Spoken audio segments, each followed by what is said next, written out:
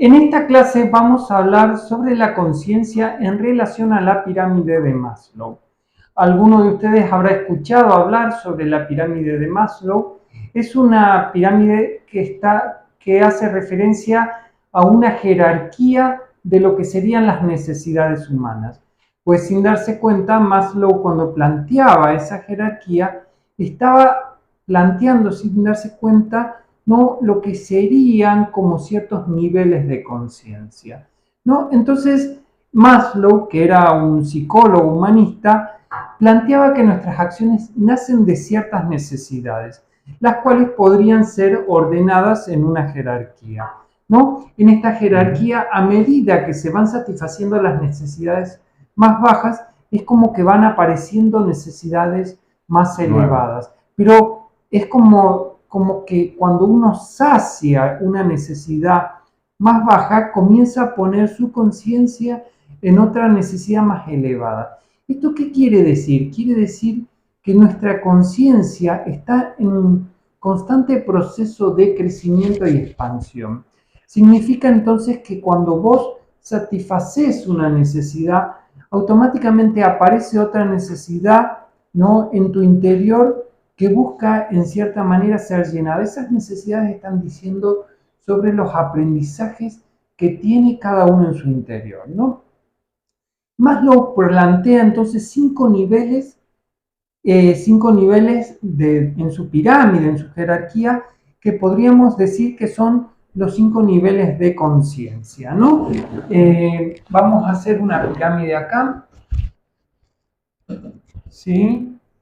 Y vamos a poner los 5 niveles, 1, 2, 3, 4 y 5, ¿no?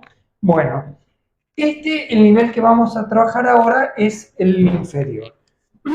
En este nivel, Maslow plantea las necesidades fisiológicas, ¿no? Entonces, incluye aquí las necesidades de supervivencia y todas aquellas que son de orden biológico, ¿no? Como respirar, beber agua, dormir, comer, el sexo y el refugio, ¿no? Y tiene que ver con los procesos biológicos fundamentales, ¿no?, que hacen que la existencia sea viable, plantea Maslow, ¿no? Entonces podemos decir que cuando el hombre tiene su conciencia en sus necesidades biológicas, en cierta manera se encuentra en un estado de total inconsciencia, viviendo solo como un ser físico. Eso lo podés comprobar vos en el momento en que vos te encontrás en un estado, ¿no?, donde lo que serían tus necesidades fisiológicas, ¿no?, están en carencia. Automáticamente tu conciencia baja a ese nivel y es como que todo lo demás deja de ser importante. Entonces, este sería el nivel más bajo de conciencia, el nivel en el que el sujeto vive como un ser físico y solo piensa en su supervivencia física. ¿Se entiende? Entonces, cuando el sujeto se encuentra solo en sus necesidades biológicas, solo le importa sobrevivir y se rige bajo la ley esta de supervivencia, donde es matar o morir, es sobrevivir. Esto significa que la conciencia se encuentra en su punto más bajo, se encuentra totalmente reducida y lo único que importa es cubrir esta necesidad.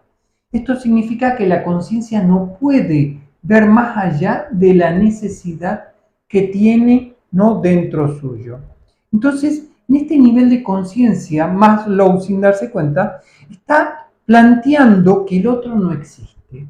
Es como el otro no existe más que como un favorecedor o un limitador para satisfacer esas necesidades. Entonces, acá lo que importa es que el sujeto tenga aquello que quiere. La conciencia en este nivel podríamos decir que es como una especie de conciencia antagónica, donde el sujeto se encuentra constantemente en lucha, ¿no?, con su mundo externo. Entonces, este nivel de conciencia más bajo es donde la mente funciona de manera automática. El sujeto, cuando está en este primer nivel, es como que no tiene la capacidad de elegir, la capacidad de pensar, la capacidad de darse cuenta de nada. Simplemente el sujeto funciona automáticamente, reaccionando al medio externo, ¿sí? Porque es o suplo esa necesidad, ¿no? O en cierta manera me muero. Entonces, cuando el sujeto tiene sus necesidades fisiológicas insatisfechas, su conciencia baja al grado más bajo de conciencia. ¿Se entiende eso? Bueno, Maslow entonces sin darse cuenta estaba planteando, ¿no?, una jerarquía de conciencia. ¿Sí? Bueno, la segunda necesidad que plantea Maslow es lo que podríamos llamar una necesidad de seguridad, ¿no? Vamos a poner acá la primera, que sería la fisiológica.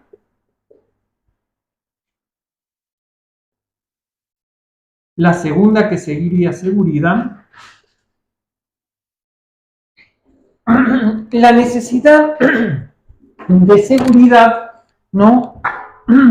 No puede aparecer hasta que las necesidades fisiológicas dejan de ser algo imperante en la vida del sujeto.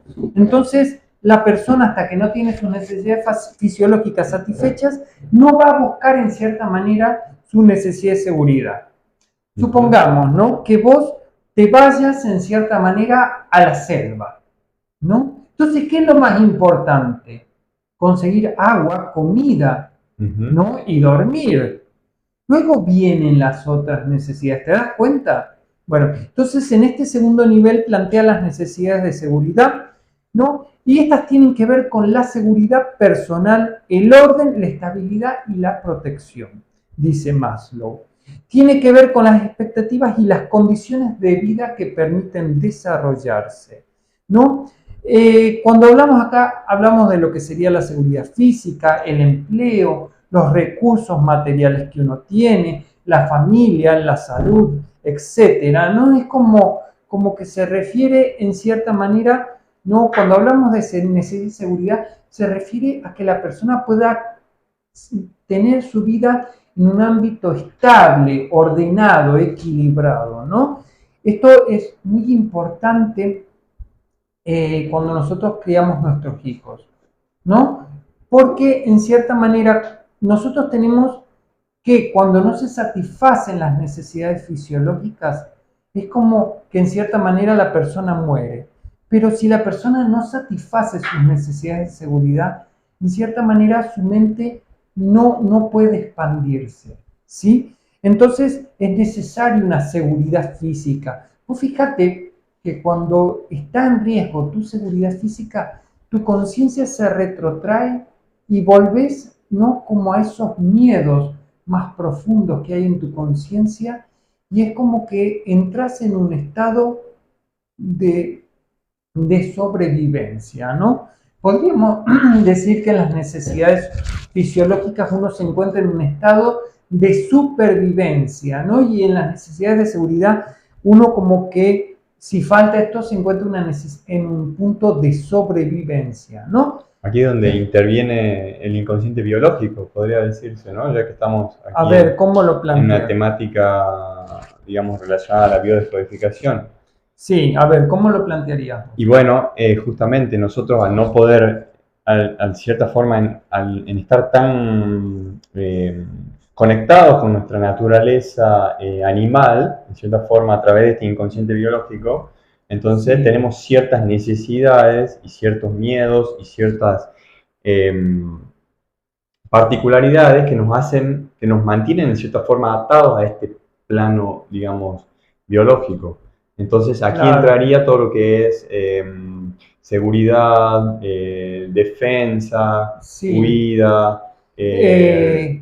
Claro, en digamos, cierta manera, en este punto lo que plantea es como que uno tiene que tener como pilares en la realidad de uno donde apoyarse. En este caso, ¿no?, la necesidad de seguridad tiene mucho que ver con la familia y crecer en un ambiente seguro, sano, estable, ¿no? Por ejemplo, si los niños no escuchan a sus padres que se están matando, gritándose todo el tiempo, que se van a separar o que ven falta de dinero, ¿no? Es como que el niño crece en cierta manera con esas carencias en la seguridad. Entonces, en cierta manera, esto es como que funciona como fijando al chico y no dejando que el chico pueda crecer, ¿sí? Porque queda atrapado ahí. O sea, hasta que no son satisfechas esas necesidades no se puede seguir.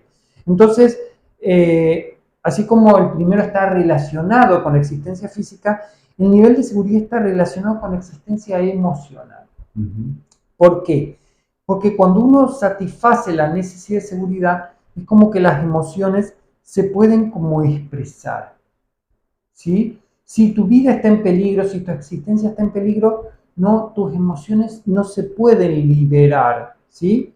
Entonces acá el sujeto, si carece de seguridad, comienza a quedarse atrapado de manera emocional, ¿sí? Entonces, para que una persona pueda desarrollarse de manera correcta en su mundo emocional, tiene que haber un ambiente estable y protegido. Debe sentirse seguro y querido, ¿sí? El sentirse querido hace referencia también a esta seguridad.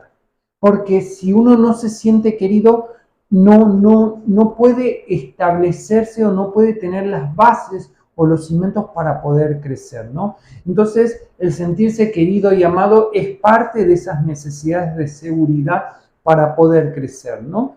Entonces, la familia, en cierta manera, es la que sostiene y la que da esta seguridad, ¿no? Entonces, la falta de esto produce un daño en lo que sería la autoestima del sujeto, lo que producirá que el sujeto se encuentre atrapado constantemente en el miedo, ¿sí? Cuando fallan las necesidades de seguridad, la persona comienza a sentir un miedo muy profundo dentro suyo y se comienza a poner a la defensiva, ¿sí? ¿Se entiende eso?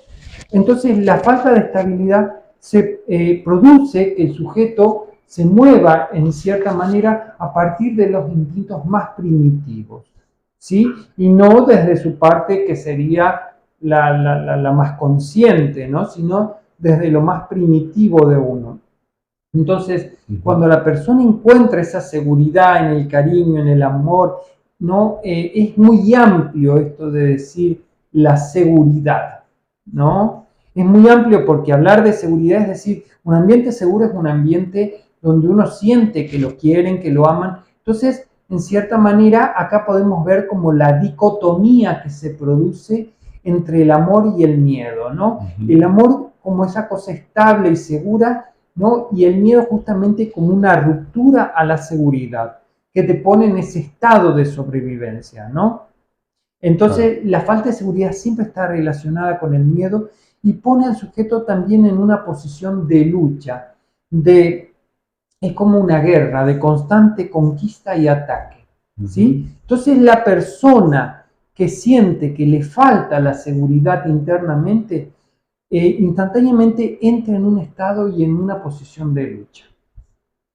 Entonces es como que comienza a defenderse del mundo que hay afuera, ¿no?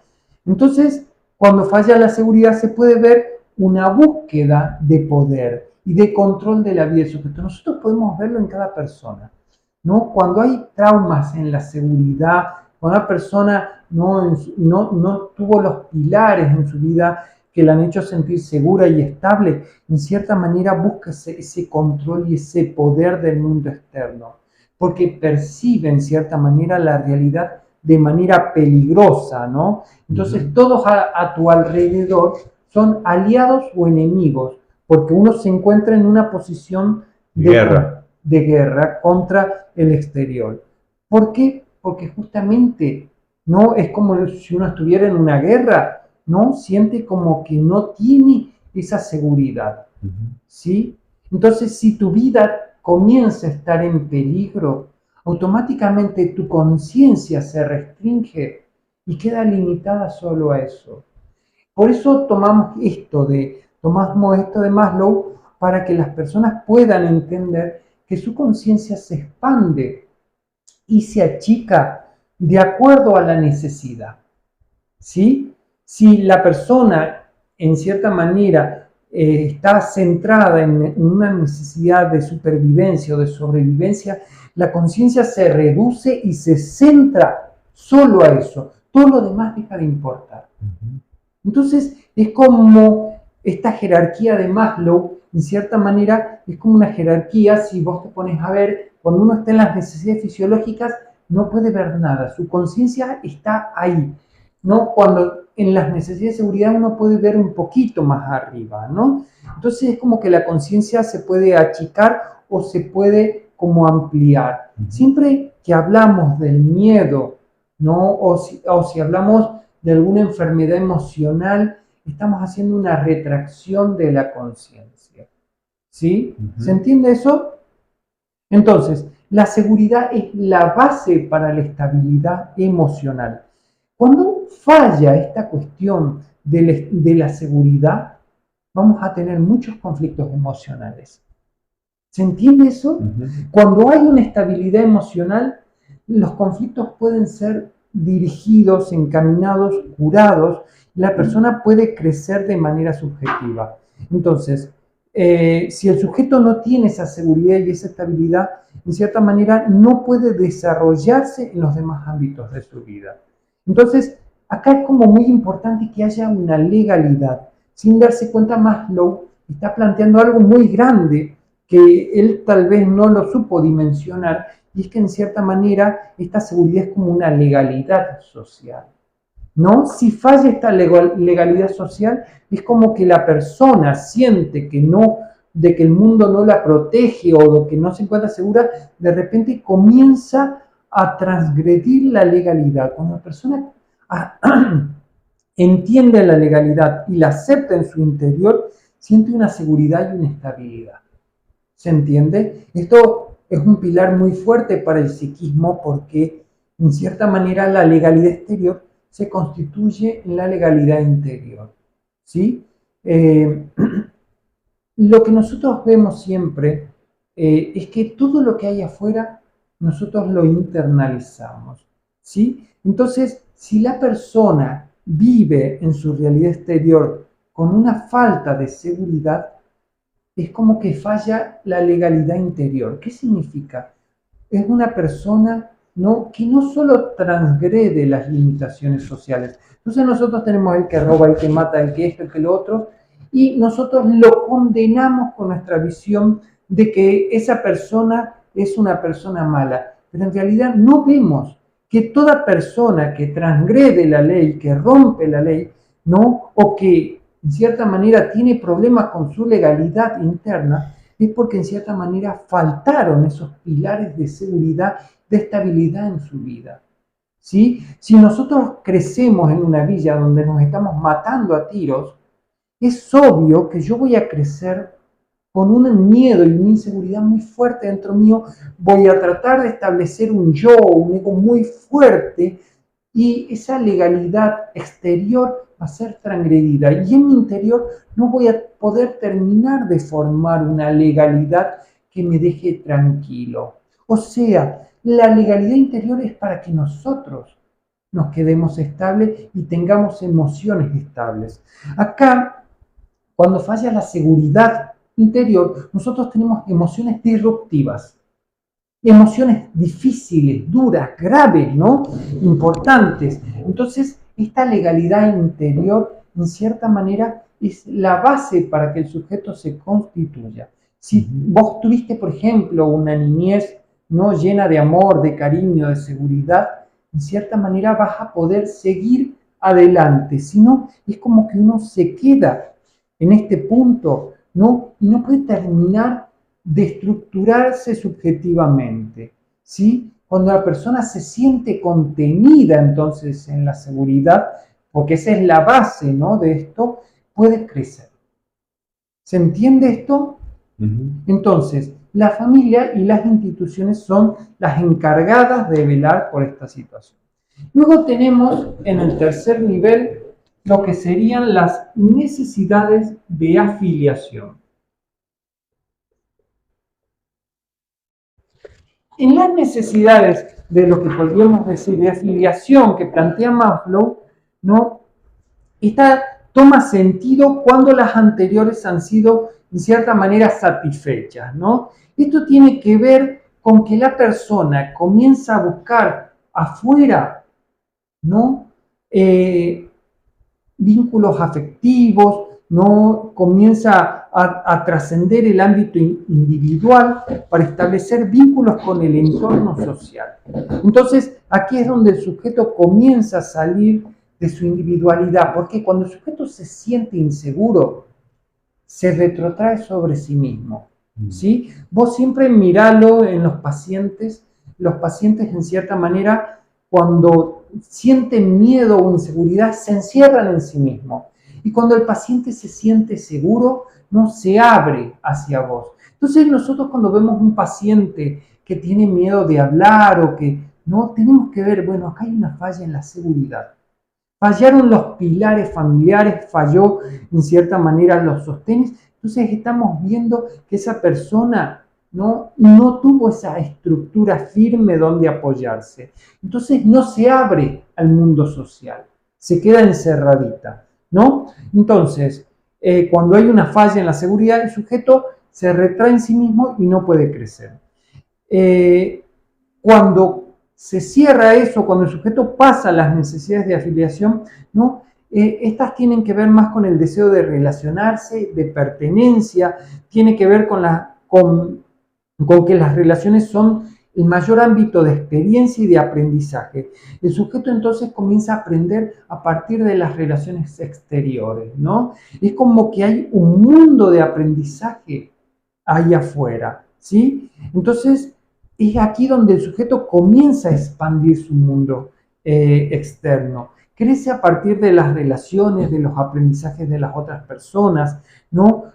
Comienza a vivir relaciones de pareja, relaciones sentimentales.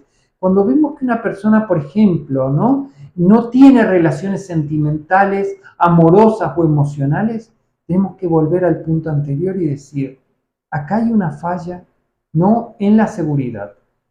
Si la persona entonces no tiene la seguridad en su vida, no busca tener relaciones amorosas, relaciones con el otro, no establece vínculos fuertes, ¿no? Porque en cierta manera está con esta cuestión de la seguridad. Entonces, cuando en las necesidades de afiliación el sujeto comienza a aprender y expandirse más allá de lo familiar. Aquí comienza a ser como muy importante la elección y el deseo personal, ¿sí? Entonces, la conciencia salió de la seguridad, el sujeto se siente seguro y comienza en cierta manera a seguir como su deseo personal. A ver, ¿qué quiero yo de mi vida? ¿Sí? Y comienza como a buscar a ver qué quiere de su vida. Entonces vamos a tomar acá en estas necesidades de afiliación dos puntos. Uno es la elección y el otro es el deseo personal. ¿No? El sujeto comienza a elegir lo que quiere para su vida. Si no hay una seguridad, el sujeto no elige para su vida. El sujeto solo se encuentra en sobrevivencia. Solo cuando el sujeto ha pasado y se siente seguro, puede comenzar a elegir lo que quiere para su vida, se expande más allá de lo familiar y comienza como el verdadero aprendizaje donde el sujeto elige qué aprender. ¿Sí? El sujeto está eligiendo cada vivencia, cada cosa. Eso es bastante importante en las necesidades de afiliación porque se ve un deseo personal, individual. Acá se produce como una individuación del sujeto, ¿no? Entonces, en principio, toda elección será como una búsqueda de lo conocido o de lo opuesto a lo conocido, que es lo mismo. Pero a medida que el sujeto vaya creciendo internamente, dejará de elegir en cierta manera desde su yo, ¿no? Y comenzará como a expandirse al campo de lo desconocido. Entonces, es como que a medida que vos te vas sintiendo seguro, es como que vas dando pasitos, ¿no?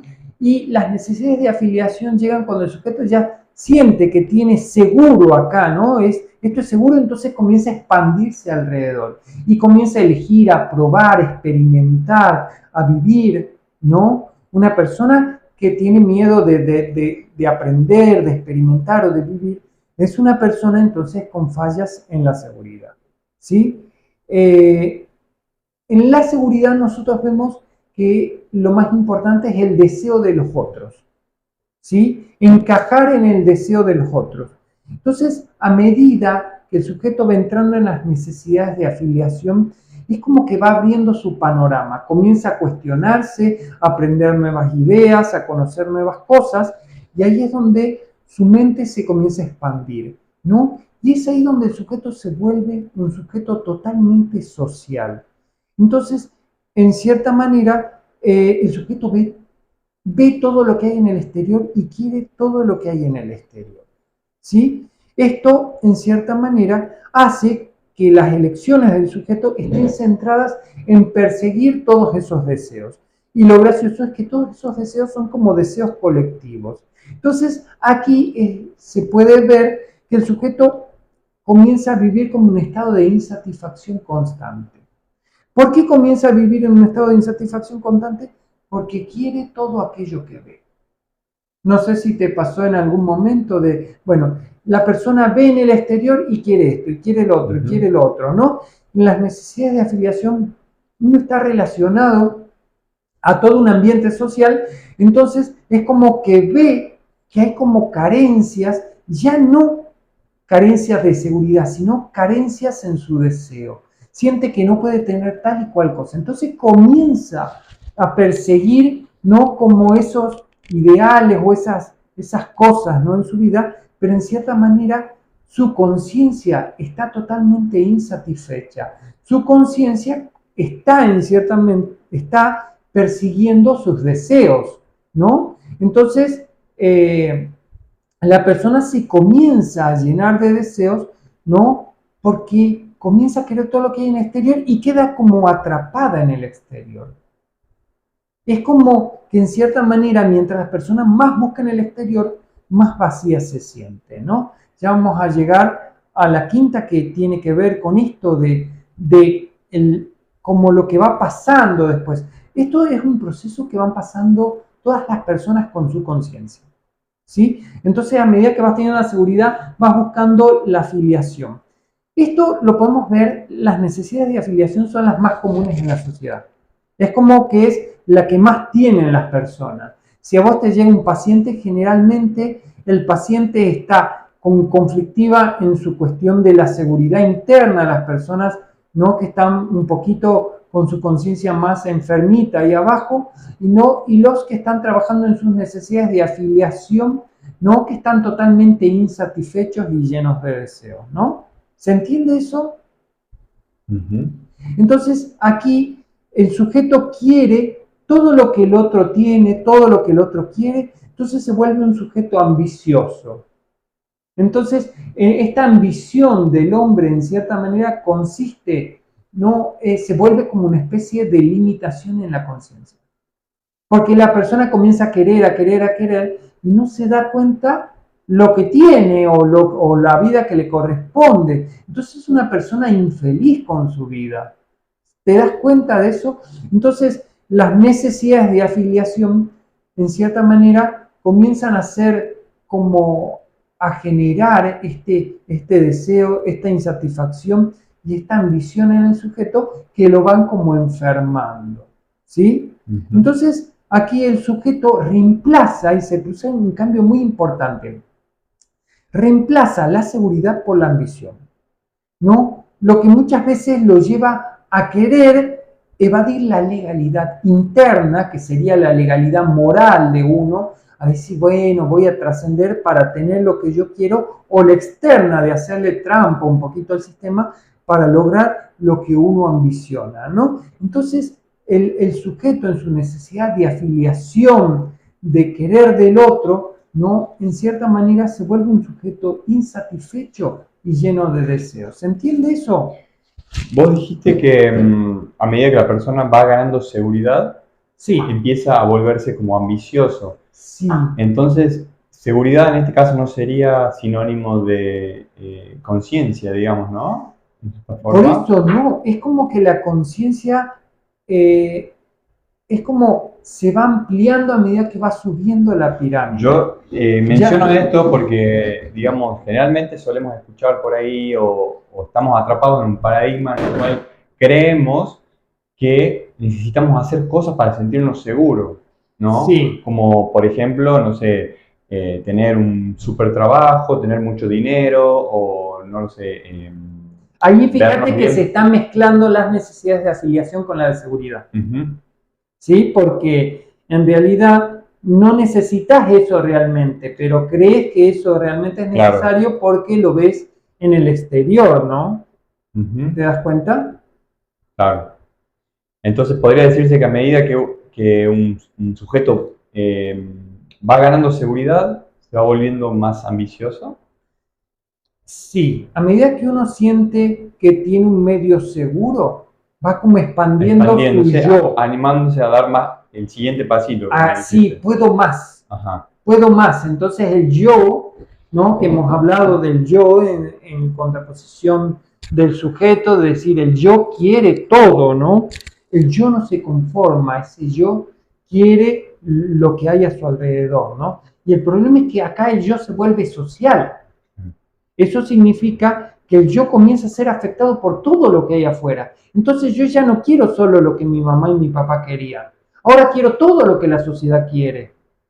Entonces cuando uno, por ejemplo, entra en la adolescencia, se despiertan estas necesidades de afiliación muy fuerte y quiero todo lo que hay alrededor. Quiero salir a bailar, quiero tomar, quiero disfrutar, quiero esto, ¿no? Es como, en cierta manera, esto se produce en lo que serían las necesidades de afiliación de manera negativa.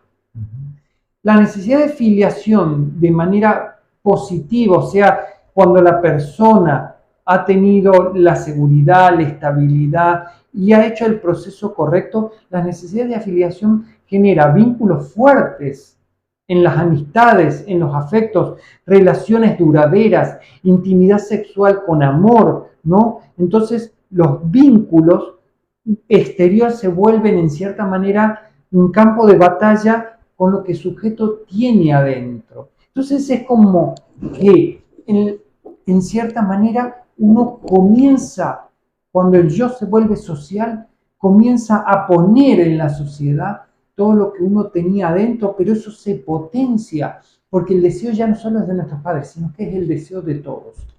¿Se entiende eso? Entonces, el yo deja de ser individual para ser un yo social. Esto puede ser muy positivo en el punto de yo puedo establecer vínculos con el otro que sean de aprendizaje, de crecimiento. Tus vivencias me pueden ayudar a mí a aprender o a crecer, ¿sí? O puede ser un ámbito donde yo pueda expandir mi deseo, mi ambición y me comience a enfermar de insatisfacción. Entonces, esos son los dos puntos. Entonces, en la seguridad veíamos que hay una seguridad y una falta de seguridad. En la afiliación tenemos una afiliación donde la persona va por un camino donde busca tener todo su deseo, donde termina en insatisfacción y sufrimiento, y por el otro lado, ¿no? Donde puede haber mucho aprendizaje, amistades verdaderas, con mucho amor y cariño. Entonces, ¿se entiende eso? Entonces se puede ver que el proceso, cuando el sujeto llega a esta etapa, también encaja con lo que sería el proceso de individuación. En el proceso de individuación uno comienza a separarse del otro, pero paradójicamente estamos hablando de que uno se separa del otro, mamá, papá, y comienza a entrar como en los diferentes otros, pero uno acá comienza a elegir por sí mismo. En la individuación, el sujeto se separa de lo que el otro quiere y comienza a cuestionar, decir, puede ser que lo que el otro quiera no esté tan bien, ¿sí? Entonces, pero se vuelve al mismo tiempo dependiente de la sociedad y de la mirada de los otros, ¿sí? Entonces, mientras uno más relacionado esté con el otro, más va a depender de la mirada de los otros sobre él, ¿sí? Entonces, el deseo se refiere a una energía exterior que ha sido siempre internalizada. Entonces nosotros vamos internalizando el deseo de nuestros padres, de nuestros amigos. Si ese deseo que vamos internalizando es muy grande, en cierta manera eso nos va a generar un vacío. ¿Te acordás que hablamos de la autoestima y decíamos, bueno, el deseo va cimentando la autoestima, ¿no? La va como lastimando. Entonces, yo puedo mirar la relación con el otro social, desde el amor, desde un aprendizaje que me genere compasión o amor, o desde un lugar de deseo que va a provocar carencia, insatisfacción, el otro va a ser mi enemigo, voy a luchar constantemente con el otro, ¿Se entiende eso?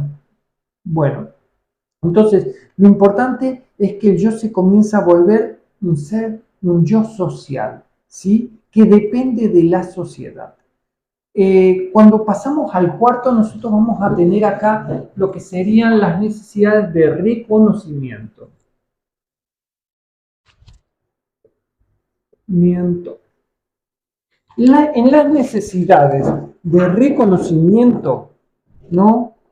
Podemos decirle, estas también se entienden como necesidades de estima y tiene que ver con el modo, antes que nada, de cuando hablamos de las necesidades de estamos viendo que estamos el yo en todo su esplendor.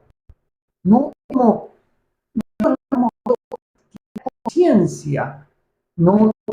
Cuando está la fisiológica, la seguridad, la afiliación y el reconocimiento pertenecen a lo que serían las necesidades del yo. Entonces el yo, el que comienza a crecer y expandirse, ¿no? En su deseo, en su poder, en el lograr, en el tener, en el ser, ¿no?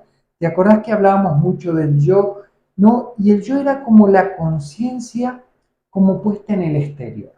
Es como que la conciencia dependía ya más de lo que hay en el afuera que de uno mismo. Entonces uno deja de creer en sí mismo y comienza a creer en lo que dice el otro, deja de pensar por sí mismo para pensar como piensa el otro. Entonces dijimos que el yo era el punto de mayor externalidad de uno, porque ya dejo de pensar desde mí mismo para pensar desde el otro, ¿no? ¿Se entiende eso?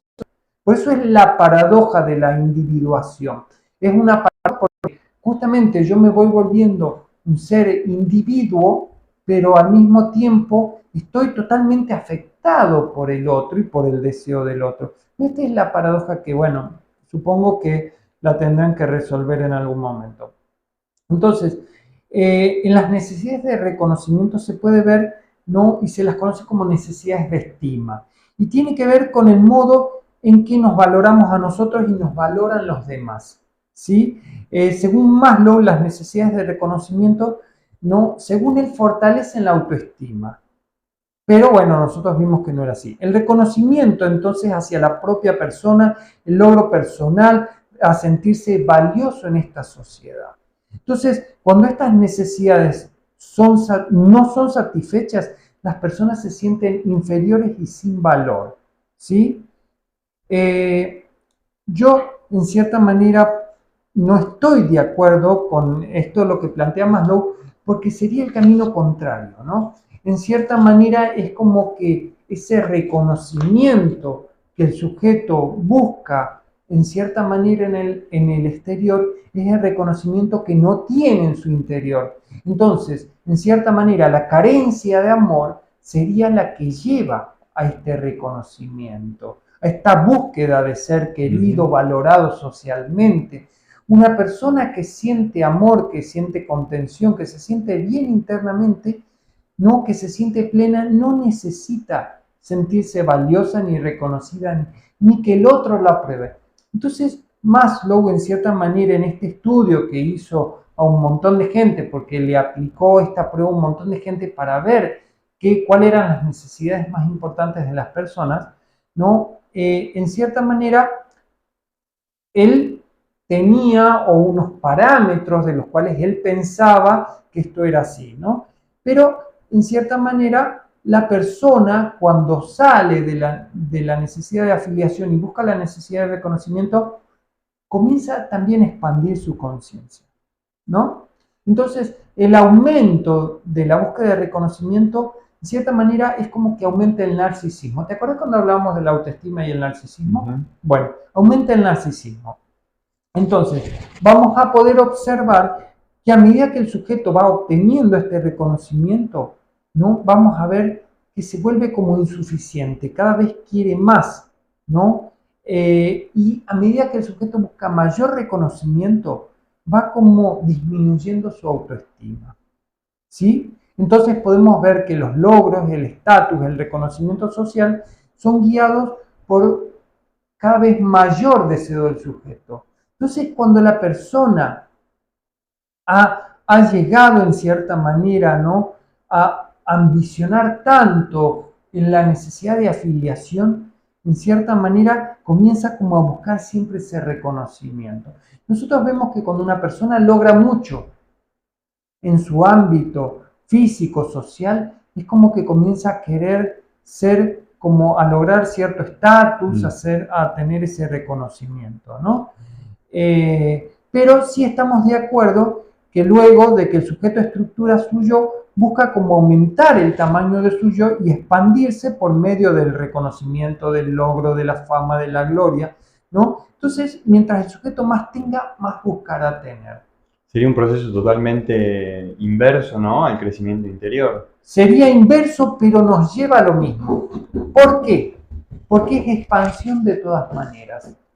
Entonces, pero cuando el sujeto busca, esto va como pregunta, cuando el sujeto busca reconocimiento, crecimiento a nivel exterior, digamos, a nivel social y demás, podría decirse que es como que busca ir escalando, ¿no? Y para poder ir escalando tiene que ir cada vez amoldándose a ciertos mandatos, ¿no?, de la sociedad y del sistema, sí, lo cual lo hace ir perdiendo en cierta forma justamente su crecimiento interior, porque tiene que ir dejando de lado ciertas cuestiones que en el sistema no están... Pero lo interesante es que Maslow no está errado. Porque no está errado, porque en cierta manera, a medida que se va expandiendo la conciencia, la persona comienza a querer todo eso. Eso pasa en la realidad, eso es así. Pero desde otro lugar. No, es que acá hay una cosa muy importante, y es que estas 4 corresponden... Uy, no me sale acá el coso, ¿no? Pero la persona... Estas 4 corresponden a lo que sería la realidad material. Entonces, acá se produce una expansión de la realidad material. Entonces, ¿qué es esta búsqueda de reconocimiento? Es como ya la persona ha logrado en el mundo social, ¿no?, y ahora busca una expansión más todavía su yo. Es como que el yo quiere tener más y más y más, ¿no? Entonces, va a llegar un momento, obvio, en que el yo ya no puede expandirse. Entonces, tarde o temprano, ese yo tiene que llegar a un nivel donde ya no va a poder seguir creciendo. ¿Sí? Entonces, ¿qué pasa ahí? Bueno, ahí ya lo vamos a ver, ¿no? ¿Qué pasa ahí? Y empieza a hacerse planteos quizás más espirituales. Bueno, acá sí, exactamente. Ya vamos a llegar a eso, en cierta forma, digamos que la ambición, ¿podría decirse que tiene un límite? La ambición tiene el límite de la conciencia. O sea, cuando el sujeto sufre, se da cuenta de que hay algo que está fallando en su interior y tiene que tomar conciencia en algún momento. ¿Sí? Entonces, en cierta manera, la ambición va a tener el límite de que uno en algún momento se va a dar cuenta de que nada de eso le da plenitud o felicidad. Entonces, en realidad, cuando Maslow quiere hacer esta cuestión de la jerarquía de necesidad, en realidad estaba buscando hacer una jerarquía de lo que sería de cómo llegar a la felicidad, más o menos. Entonces, las personas dicen, bueno, yo me voy a sentir bien cuando tenga mis necesidades fisiológicas satisfechas. La persona tiene sus necesidades fisiológicas satisfechas. Voy a sentirme bien cuando tenga mis necesidades de seguridad satisfechas. Sigue sin sentirse bien. Bueno, voy a sentirme bien cuando tenga mis necesidades de afiliación satisfechas. Sigue sin sentirse bien. Vamos a la 4. No. Voy a sentirme bien cuando tenga el reconocimiento, el logro, el estatus, la fama y todo. Y de repente logramos todo eso. ¿Y qué pasa? Vemos que no hay nada. Sigo sin sentirme bien, sigo sin sentirme pleno. ¿Se entiende?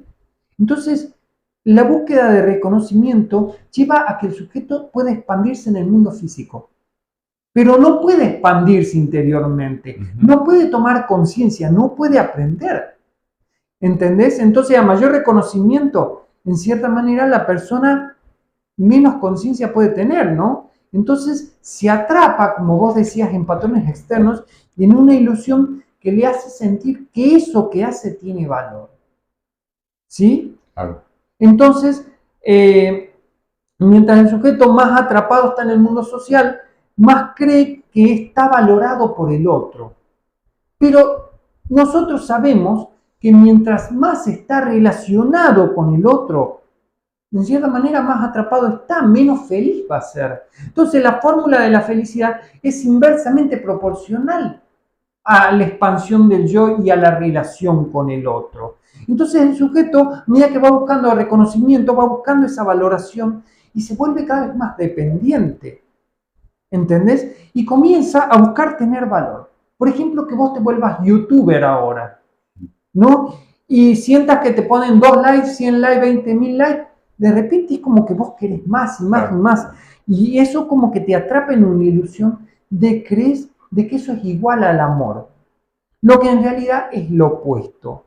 Es el deseo que crea, en cierta manera, esta teoría del valor, lo valorable, lo deseable.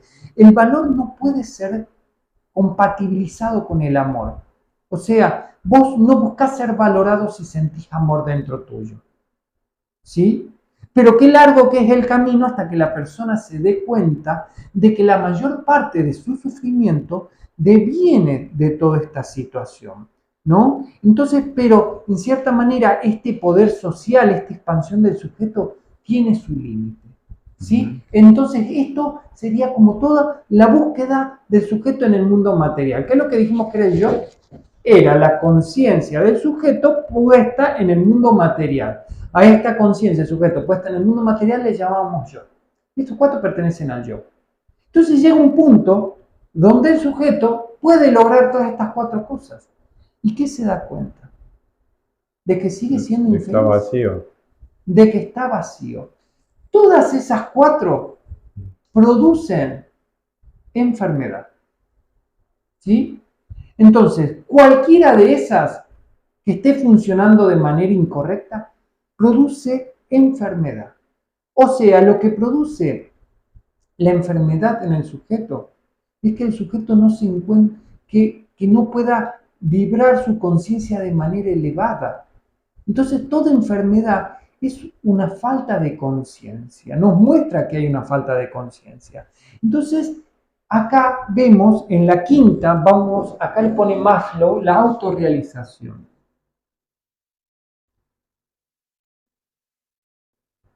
La autorrealización no fue lo paradójico de que este nivel más alto, el de autorrealización, fue lo que le llevó a tener tantas críticas a Maslow. Porque todos estaban de acuerdo en los 4 niveles, pero no estaban de acuerdo en el quinto nivel. El quinto nivel de conciencia ya no es un nivel de conciencia del yo social. Cuando el sujeto comienza a buscar la autorrealización, sale de ese mundo externo, sale de la realidad social, sale del mundo de la materia, ¿sí? Entonces dice, para Maslow, la autorrealización se encuentra más que nada relacionado con necesidades internas, el desarrollo espiritual, la búsqueda de la misión en la vida, la ayuda desinteresada a los demás. Pero mirá todo lo que tiene que pasar para que el sujeto llegue ahí. Y justamente, si es por algo que tomo la pirámide de Maslow, es porque tiene este quinta. Tal vez no sea tan certera su clasificación, ¿sí? Pero está mostrando algo bastante interesante, que es que en cierta manera uno tiene que pasar por muchos niveles en la vida para llegar a la autorrealización, para sentirse pleno, ¿sí? Entonces, dice... Estaríamos hablando de, en este caso estaríamos hablando de, uno tiene que vivir la experiencia, ¿no? De ciertas... Vos podés vivir la experiencia sin o conciencia. Claro, esto, ¿no? Estas 4 sería sin conciencia. Es el camino de una persona que no se da cuenta. Claro. Justamente la autorrealización es el camino del darse cuenta. La persona se da cuenta de que, ningún logro me hace feliz. Ninguna fama me hace feliz. Nada de lo que pueda lograr me hace feliz, ¿sí? Dice, se me viene a la mente, para agregar un pequeño inciso, la novela de Siddhartha, en la cual él no se sentía completo, ¿no? A pesar de su elevación espiritual y de toda su realización, digamos, a nivel, digamos, interior, él seguía sintiendo que algo le faltaba. Entonces se vio en la obligación, por así decirlo, de salir al mundo externo y empezar a vivir todas esas cosas que, Sí, todas esas experiencias, ¿no? pero vos fíjate que, claro, uno como que, mira que Siddhartha en cierta manera hace como un camino bastante rápido, Claro. porque él llega a darse cuenta que todos los lujos, todo el dinero, todas sus esposas, todos sus amantes, no, su esposa, pues lo querían casar, no le eran suficientes. Entonces él decía, bueno, tengo esa insatisfacción adentro. Qué importante que es la insatisfacción en el interior del ser. ¿Qué es esta insatisfacción que sentimos? Bueno, la insatisfacción es justamente, es porque nosotros no estamos yendo por el camino de la autorrealización. Entonces, si sentimos insatisfacción en nuestra vida, es porque el camino no es el correcto. Claro. ¿Se entiende eso? Entonces, cada vez que nosotros sentimos insatisfacción en nuestra vida es porque hemos tomado el camino de lo material. O sea, digamos, en este punto sería importantísimo hablar de la conciencia, porque si uno no tiene conciencia, digamos que la insatisfacción es un camino que no tiene salida, ¿no? Que uno se va a cansar de claro, es como rebotar, luchar. Cuando uno ya aplica, digamos, en cierta forma, la conciencia en su vida, se da cuenta que la insatisfacción lo lleva a un nuevo nivel de comprensión. Uno puede darse cuenta en dónde está atrapado. Es como hay dos caminos en la vida, el camino largo y el camino corto. El camino largo es el que tiene que ver con la persona que renuncia a la realidad material y comienza a vivir en el mundo abstracto. Y la persona que vive a partir de la insatisfacción y el deseo y hace el camino largo, ¿no? Es bien interesante cómo define Maslow es justamente esto a lo que voy. Por esto tomo esta pirámide de Maslow olvidada en el tiempo, ¿no? Porque dice, bueno, estas necesidades son difíciles de definir porque tienen que ver con objetivos abstractos que no se consiguen a partir de acciones concretas. Entonces, no hay nada en el mundo físico que tenga que ver con la autorrealización. Entonces dice, bueno, todos los demás caminos, los 4 caminos, son caminos comunes para todos. Pero cuando uno llega al quinto, al de la autorrealización, el camino es individual y de cada uno, ¿sí? Entonces dice, acá estas 4 son abstractas, ¿sí? Y esta de acá arriba, perdón, estas 4 son materiales y esta quinta es abstracta. Si nosotros vemos, ¿no? y trabajamos, ¿no? Esto de abstracto, por lo que fue criticado Maslow, porque decía, esto de abstracto no se puede medir, lo saquemos, decían los científicos. Y yo digo, no, justamente esto de abstracto es lo que a mí me interesa, ¿no? Porque las 4 anteriores pertenecen a necesidades físicas concretas. La autorrealización es lo que refiere a la plenitud y a la felicidad y solo se puede llegar cuando el sujeto ha liberado su conciencia de las 4 anteriores. Entonces, lo que podemos llamar estas 4 necesidades, podríamos decir, son los 4 atrapamientos típicos de la conciencia. O sea, vos querés llegar a tu autorrealización, querés llegar a tu plenitud, a tu felicidad, no tomes ese camino. ¿Entendés? Es como, ese es el camino largo, entonces si no vas a tener que ir y hacer todo eso, ¿no? Hasta llegar. Por supuesto que acá me viene la ola de críticas porque dirían, no se puede pasar a la autorrealización si no están satisfechas las 4 anteriores. Pero la pregunta es, ¿realmente se pueden satisfacer las 4 anteriores? ¿O esto es una cuestión de conciencia de uno?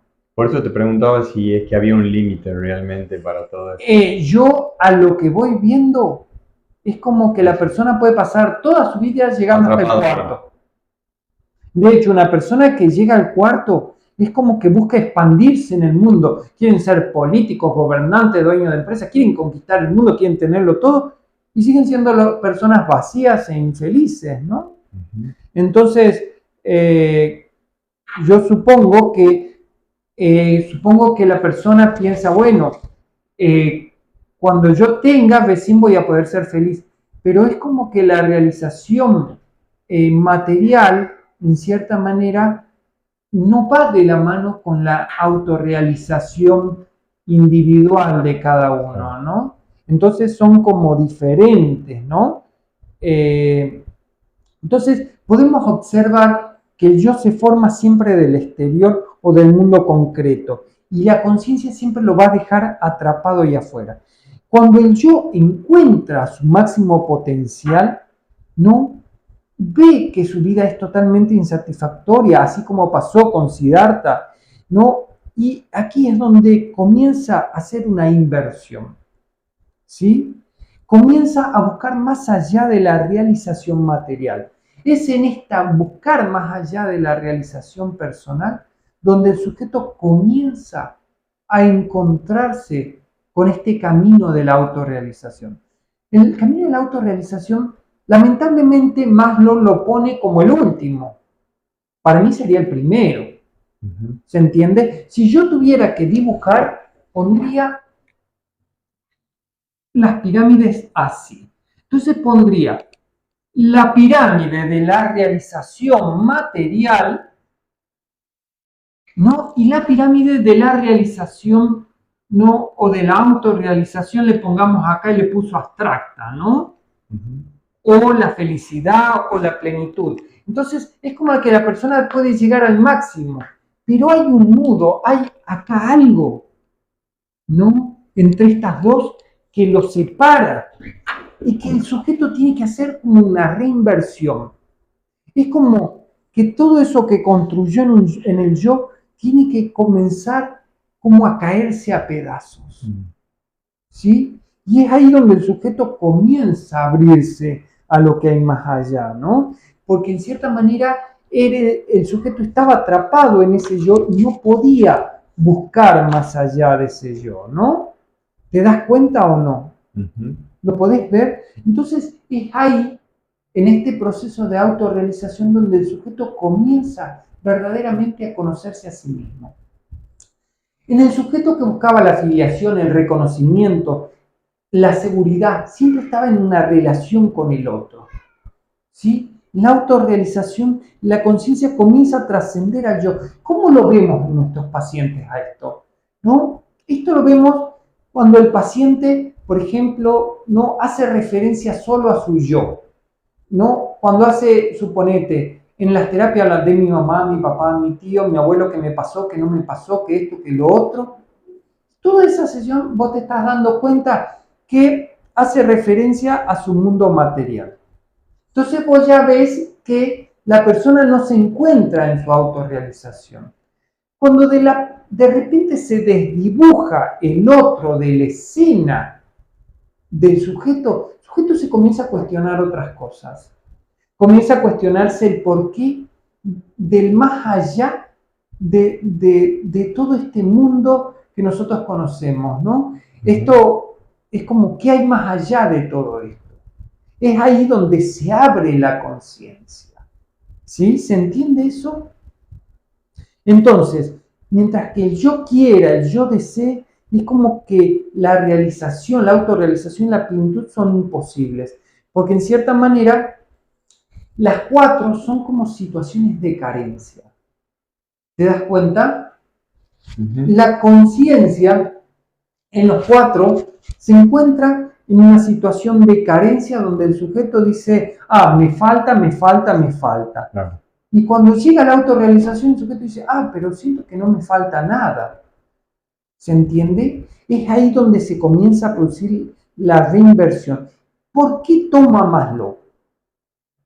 Para que las personas vean en su vida, ¿no?, que van a tener que ir a hacer todo ese proceso tonto hasta llegar a decir, bueno, en realidad siempre he vivido en mi vida bajo un montón de carencias, ¿no? he trabajado, he tenido dinero, hijos, bla, bla, bla, toda la cuestión, sigo sintiéndome insatisfecho, infeliz, siento que no me he autorrealizado en mi vida. Entonces, ahí es donde el sujeto comienza a desconstruir todo aquello que construyó en su realidad. ¿Te das cuenta de esto? Claro, y es un camino, se hace más difícil, ¿no? Me parece. Porque uno, me parece, a medida que va logrando ese reconocimiento social y va agrandando en cierta forma su yo, después es difícil abandonar Claro, es eso. que por eso estamos diciendo que el yo se expande, pero el yo Se hace un monstruo llega a un gigante. límite donde ya no puede expandirse. Entonces, en el punto donde el yo ya no puede expandirse, es donde dice, bueno, acá falta algo, hay que buscar otra cosa. Si esto no me hace feliz, esto no me hace feliz, esto no me hace feliz, esto no me hace feliz, entonces no es por acá el camino. ¿Entendés? Claro. Entonces, yo lo tomo para que las personas entiendan que la conciencia, en cierta manera, porque bueno, se habla del yo, del yo, del yo, pero el yo es difícil comprender qué es yo y qué es no yo. ¿Sí? El más allá del yo es como un punto de desconocimiento, es como, ¿qué hay más allá de mí? ¿Quién soy? ¿Cómo soy? ¿De dónde vengo? ¿A dónde voy? ¿Por qué estoy? Son las preguntas que comienzan a abrirse cuando la persona llega al más allá del yo. Por supuesto, en terapia es aburridísimo porque lo único que escuchamos son personas en sus carencias emocionales, en sus carencias materiales, en sus carencias, ¿no?, de familia, de toda esa boludez, ¿no? Pero es como que la persona cuando llega a ese punto de mayor sufrimiento y de dolor dice, Dios, ¿por qué estoy acá? Y ahí en 2 minutos tuvo un destello de conciencia. Su mente entró en este plano de lo abstracto y dijo, bueno, puede ser que haya otra cosa. Te hago una consulta. Sí. Quizás dejando un poquito de lado el tema de Maslow, pero me gustaría preguntarte algo que me surgió escuchándote. ¿Y qué hace que una persona pueda darse cuenta sin tener que atravesar todo este camino, toda esta pirámide, digamos? ¿Por qué hay personas que se dan cuenta antes y hay otras que siguen buscando expandirse exteriormente, como diciendo, me falta esto, tengo que seguir, tengo que seguir, tengo que seguir? Y hay otros que, de una manera muy simple, o quizás no tanto, pero sí sin atravesar tanto bagaje, digamos, de experiencia. Me parece muy espectacular tu pregunta. La respuesta está en lo que nosotros consideramos que es la conciencia. ¿Sí? ¿Te acordás que cuando nosotros hablamos de conciencia, hacíamos referencia a vibración? ¿Sí? Nivel de conciencia, no, mientras más bajo era el nivel de conciencia, más baja era en sí la vibración del ser. ¿Sí? Entonces, ¿cuál era tu pregunta? Me olvidé. ¿Qué hace que una persona se dé cuenta de que no necesita, entonces, de cierta forma? Vos tenés dos caminos. Este mundo externo, lo que nosotros vamos haciendo acá, ciertamente vamos haciendo un reacomodamiento de nuestras vibraciones internas. Justamente hoy me preguntaba, ¿no? Yo, justamente, ¿es necesario pasar por todo este mundo físico, por todos estos sufrimientos para que la vibración se vaya acomodando? Y bueno, es que la vibración se está acomodando desde afuera. Es el mundo externo el que va como reacomodándote a vos, ¿no? En tu energía, en tu vibración. Pero en cierta manera, la toma de conciencia es en sí liberarse en sí de esta energía, de estas vibraciones, frecuencias bajas, que lo que hacen es que nosotros no podamos ver las cosas con claridad, ¿no? Y podemos subir más arriba. Entonces estamos diciendo que la conciencia vibra. Entonces lo que nosotros tenemos que buscar es que la conciencia vibre de manera más acelerada. ¿Se entiende? Entonces, ¿Es necesario todo ese proceso? Si la persona va por el camino de la experiencia, sí. El 99% del mundo. El 99% del mundo tiene que pasar por esa pirámide. Hay un 1% que puede salir de ese punto, que puede decir, bueno, la conciencia se despega del mundo de lo material, de lo físico, y comienza a entrar en el mundo abstracto. ¿Sí? Deja de vivir desde el yo quiero, yo tengo, yo puedo, yo, y dice, y comienza a mirar a su yo y dice, bueno, pero esto no es todo, ¿no? O ya lo tengo. O ya lo tengo, ya lo logro. No claro, ¿entendés? como que no necesito. Entonces, es como que, en cierta manera, llegar a este punto de manera, sin tener que sufrir, es medio difícil. ¿Se entiende? Es medio difícil porque requeriría que la conciencia suba el voltaje energético de una manera muy fuerte. Pero ¿qué pasa? No están las condiciones externas para que tu conciencia suba a un voltaje tan fuerte y a una frecuencia elevada. Entonces, lo que se va haciendo es que la sociedad se va acomodando. Cada sujeto tiene su vibración acomodada al mundo que lo rodea. ¿Se entiende? Entonces es como el mundo va creciendo de a poquito, la conciencia del mundo va creciendo de manera colectiva, nuestra conciencia 2020-2030 no es lo mismo que la conciencia de 1990, ¿no? Y menos de 1810. La conciencia va creciendo, el hombre va creciendo en conciencia porque la vibración del planeta va aumentando y con eso la conciencia del hombre. Pero ¿qué pasa? Hay otro camino. El otro camino se da cuando la persona comienza a tener una búsqueda diferente. Entonces ve que todos fueron por ese camino, que todos fueron por aquel camino. Entonces dice, bueno, debe haber otro camino. ¿Se entiende? Y comienza a buscar la autorrealización sin tener que pasar por esta pirámide. Pero esta pirámide es para la mayor parte de las personas. ¿Te das cuenta?